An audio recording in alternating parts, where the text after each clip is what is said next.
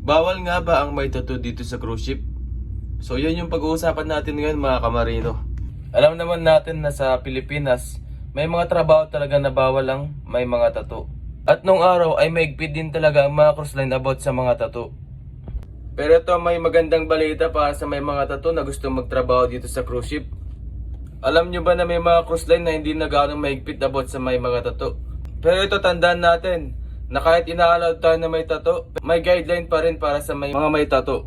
Ano nga ba yung mga yon? Dapat yung tattoo natin ay hindi visible o kaya dapat kayang-kayang takpan ng uniform o kaya ng anumang damit. At pinagbabawal din ang tattoo na malalaswa. Kaya para sa may mga tattoo dyan na gusto magtrabaho dito sa cruise ship, pwede na po tayong mag-apply basta hindi visible yung tattoo natin at kayang-kayang takpan ng damit at basta walang malalaswang larawan dito.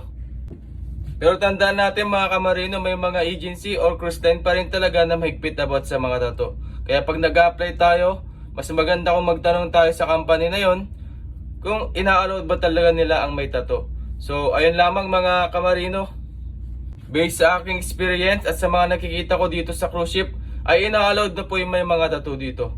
So ayun lamang po, maraming salamat, God bless po sa ating lahat. Pa-share na rin po ako ng video na ito para makatulong at makapagbigay ng idea sa iba.